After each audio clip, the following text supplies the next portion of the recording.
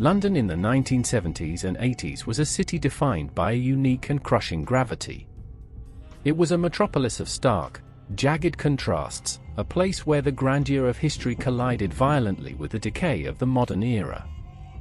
While the politicians in Westminster debated the future of the economy and the trade unions brought the country to a standstill during the winter of discontent, the East End operated under a different set of laws entirely. It was a kingdom of cobblestones, fog, and shadow, a labyrinth of Victorian brickwork where the streetlights flickered and the police sirens often wailed in the distance, ignored by the locals. This was a world ruled not by the gavel of a judge, nor by the statutes of Parliament, but by the size of a man's reputation and the weight of his fist. And in this brutal, Darwinian ecosystem, there was one shadow that stretched longer, darker, and more imposing than any other. His name was Lenny McLean. To the adoring public who watched him box, he was a folk hero. To the trembling underworld that paid him tribute, he was simply the governor. Lenny McLean was a physical anomaly, a force of nature squeezed into a human frame. Standing over 6 feet tall and weighing 20 stone of solid, granite-hard muscle, he moved with a terrifying grace that defied his immense size. He was not a lumbering giant, he was a precision instrument of violence. He was a man who could clear a pub filled with fighting men in under 60 seconds, a feat he performed with the casual efficiency of a man sweeping a floor. He was the enforcer that the Krays turned to when they needed absolute certainty, the man that the toughest villains in Britain, men like Roy Shaw and the Richardsons, stepped aside for. But to understand the true nature of Lenny McLean, one cannot simply look at the violence, the knockouts, or the scar tissue that mapped his face. You have to look at the heart that beat beneath the ribcage. He was a man forged in the fires of a horrific childhood in Hoxton. He had learned early on, through pain and abandonment, that the world was a predatory place. He understood from a young age that the only way to survive in a jungle of concrete and steel was to become the biggest, most undeniable predator in the jungle. But this trauma created a profound duality in his character. On the streets, he was a warlord, a man capable of dismantling opponents with surgical, ruthless precision. He was the king of the bouncers, the man who kept the gates. But at home, behind the locked door of his sanctuary, he was a different creature entirely. He was a devoted husband and a fiercely protective father. His wife, Val, was the center of his universe. She was the only person who could tame the beast, the only one who could look the governor in the eye and tell him to sit down. She was the calm in the center of his storm, the anchor that kept him tethered to his humanity. In the unspoken constitution of the British underworld, there are rules. These are not written down, but they are etched into the pavement. You do not talk to the police, you accept your punishment like a man. You do not steal from your own kind, there is honor among thieves. And, most importantly, the golden rule that supersedes all others, you never, ever touch a man's family. The family is sacred. The family is off limits. It is the one line that separates a gangster from a monster. It is the buffer zone that allows these violent men to pretend they are civilized when they sit down for Sunday dinner. But in every era, there are those who are foolish enough to think the rules do not apply to them. There are those who mistake kindness for weakness, or silence for submission. This is the story of one such catastrophic mistake. It is the story of a rival faction, a group of ambitious, new money criminals who wanted to make a name for themselves by taking down the biggest target in London. They looked at Lenny McLean and saw a trophy. But they knew the reality, they couldn't beat Lenny in a fair fight. To challenge him one-on-one was suicide. They couldn't intimidate him, fear was a language Lenny did not speak. So, they decided to strike at his weak point. They decided to target Val. They planned to take the woman he loved to leverage the man they feared. It was a calculation so catastrophically wrong that it would become a cautionary tale whispered in the pubs of East London for decades to come. They threatened Lenny McLean's wife. And Lenny didn't call the police. He didn't call a lawyer. He put on his coat, checked his knuckles, and he went to work. To understand the magnitude of the insult and the inevitability of the retribution, one must first understand Lenny's standing in the community at that specific moment in time. By the late 1970s, McLean was not just a tough guy, he was an institution. He was woven into the fabric of London nightlife. He ran the doors of the most notorious clubs in the city. If you wanted to operate a business in his manner, you paid respect to the governor. He was the final word in disputes, the judge, jury, and executioner of the pavement. If Lenny said you were wrong, you were wrong. If Lenny said you were out, you left, either walking on your own 2 feet or being carried out by paramedics. His reputation was built on a foundation of bare-knuckle boxing, a brutal, blood-soaked sport that stripped fighting down to its rawest elements. These weren't the gloved, refereed matches of the Queensberry rules held in bright arenas. These were illicit fights in muddy gypsy camps, smoke-filled warehouse basements, and underground clubs. These were fights that continued until one man could no longer stand, sometimes lasting for nearly an hour. Lenny was undefeated in thousands of street fights and sanctioned bouts. He had a philosophy of violence that was almost scientific in its application.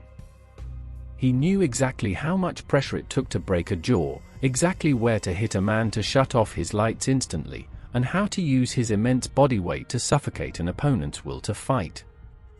But despite this violent profession, despite the blood on his shirt at the end of a shift, Lenny kept his home life hermetically sealed. Val was his sanctuary, his church. She knew who he was, she knew what he did, but she was shielded from the grit of it. Their home was a place of love, laughter, and normalcy. It was a place where the governor didn't exist, only Lenny the dad existed.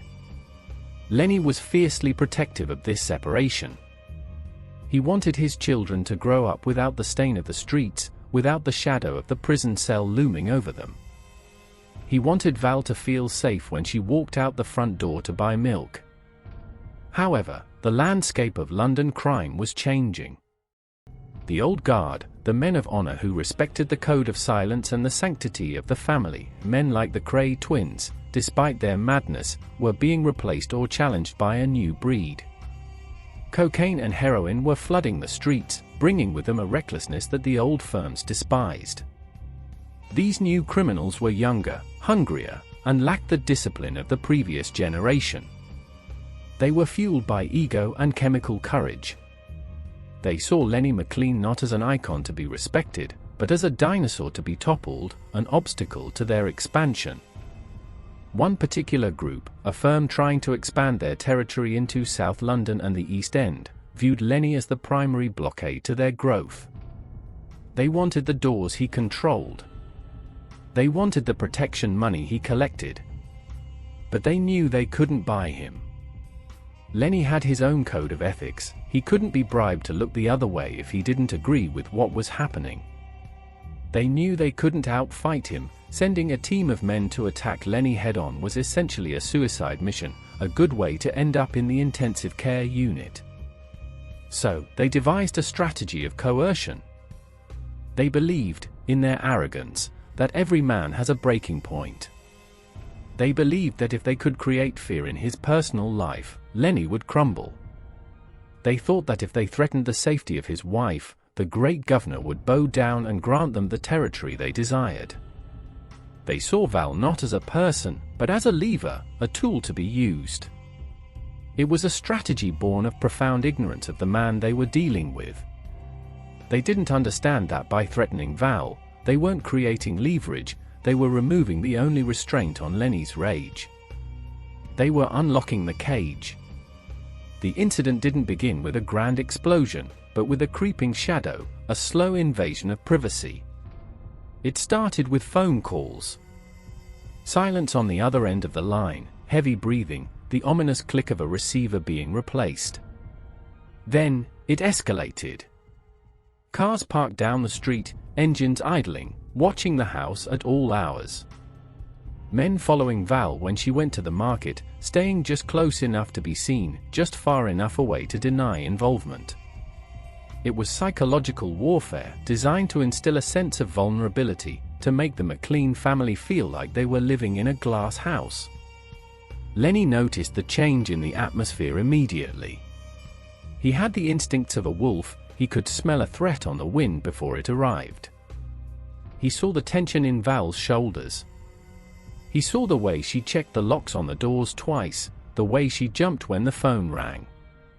When he finally got the truth out of her, that men had approached her, that they had made veiled threats about taking a ride or ensuring she got home safe if Lenny didn't play ball, the transformation in him was instantaneous. Most men, when faced with a threat to their family, feel fear. They panic. They check their bank accounts. They look for help. Lenny McLean felt something else entirely. He felt a cold, crystalline clarity. The fear that defines normal human reaction was absent in him. It was replaced by a singular, predatory focus. The separation between his two worlds had been breached. The violence of the street had dared to knock on his front door, wiping its muddy boots on his welcome mat. The specific kidnap attempt was botched and clumsy, a testament to the incompetence of the men involved, but the intent was clear. They had tried to box Val in, to frighten her into a car to deliver a message to Lenny. But Val was Lenny McLean's wife. She was made of stern stuff, forged in the same tough London environment. She raised the alarm, she caused a scene, and the would-be abductors fled, leaving behind only the terrifying reality of what they had intended to do. When Lenny came home and learned the details, the house went silent.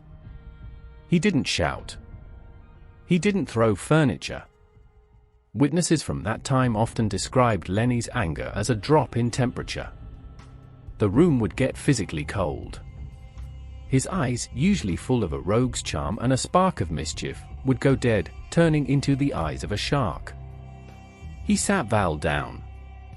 He held her hands in his massive paws. He assured her, with a voice that sounded like grinding gravel, that it would never happen again. He told her to lock the door.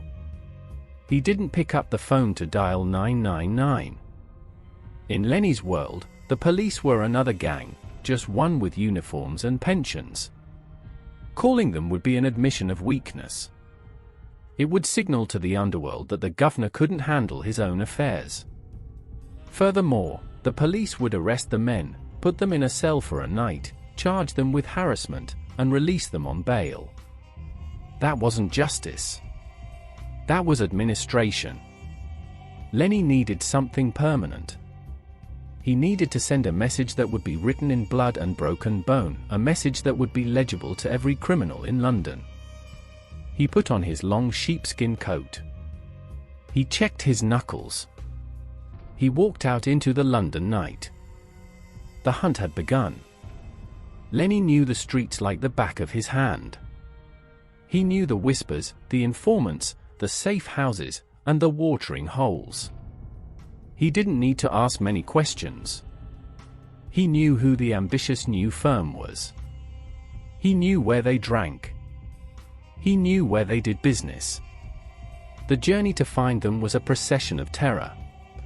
As Lenny moved through the East End pubs, word spread ahead of him like a shockwave. The bush telegraph of the underworld was faster than any telephone. "The governor is out," they whispered. Someone touched the family. As he entered establishments, the music in the bars stopped. Hard men, killers in their own right who had served time in Polkhurst and Dartmoor, looked at their shoes as he passed. No one wanted to make eye contact. No one wanted to be caught in the crossfire of what was coming. The air in East London that night was thick with dread.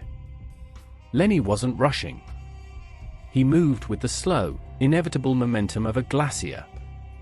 He visited the associates of the men who had threatened Val. He didn't use weapons. Lenny viewed weapons as tools for cowards, for men who didn't trust their own strength. He had his hands. He kicked open doors. He walked into backrooms where high-stakes card games were being played. He asked for names. When people hesitated, he didn't threaten them, he simply stepped into their space, blocking out the light, and the sheer physical imposition of the man, the promise of violence radiating from him, forced the truth out of them. He tracked the leader of the faction to a private club in the heart of the gangland territory. It was a place where criminals felt safe, a fortress of vice protected by paid muscle. The men inside were celebrating, perhaps thinking they had successfully rattled the big man, perhaps toasting to their own cleverness. They were drinking expensive brandy, laughing, boasting about how they were going to bring the governor to his knees and take over his doors. When Lenny arrived at the club, the bouncers on the door, men who were paid to be intimidating, men who were usually the scariest things on the street, saw him coming. They didn't stop him. They didn't ask for a membership card. They stepped aside. In fact, one of them reportedly held the door open for him. There is a hierarchy in the jungle, and everyone knew that Lenny was the apex. To stand in his way that night would have been an act of suicide. Lenny walked into the main room. The atmosphere changed instantly. The laughter died in throats. The clinking of glasses stopped. The smoke seemed to hang still in the air. At the back of the room, the group of men who had ordered the intimidation of Val sat at a plush leather booth. They looked up. They saw the figure standing in the center of the room, casting a long shadow over the tables. They saw the look on his face. And in that moment, the alcohol evaporated from their blood, replaced by the cold, sickening rush of adrenaline and regret. They realized, too late, that they hadn't cornered a victim, they had summoned an executioner. Lenny didn't scream. He didn't make a speech. He didn't announce his intentions. He simply walked toward the booth. The leader of the group, a man whose ambition far exceeded his ability, stood up. He reached into his jacket, perhaps for a knife or a gun, a final desperate attempt to regain control. It was the last mistake he would make that night. The violence that followed was efficient, brutal, and terrifyingly controlled. Lenny McLean closed the distance with deceptive speed. His first strike was not a wild haymaker, but a precise, piston-like jab that shattered the leader's nose and sent him crashing back into the table. The table collapsed under the weight, sending glass and wood flying. The other men jumped up, driven by panic. Against multiple opponents, most men would be overwhelmed. But Lenny was a bare-knuckle champion. He was used to fighting 3-4 men at once in the ring. He understood spacing. He understood how to use an enemy's body as a shield. He moved through them like a thresher through wheat. He grabbed one man by the lapels and threw him across the room as if he were a ragdoll. The man crashed into the bar, sending bottles and mirrors shattering to the floor in a cascade of destruction. Another man tried to strike Lenny from the side with a bottle. Lenny absorbed the blow on his massive shoulder, barely flinching, and retaliated with a body shot that broke ribs and collapsed the man's lung, dropping him to the floor gasping for air. This wasn't a fight for sport. This was punishment. Lenny wanted them to feel pain. He wanted to imprint a memory onto their nervous systems that would never fade. He focused his attention on the leader, the man who had dared to speak Val's name, the architect of the threat. He dragged him up from the wreckage of the table. The witnesses in the club watched in stunned silence. No one intervened.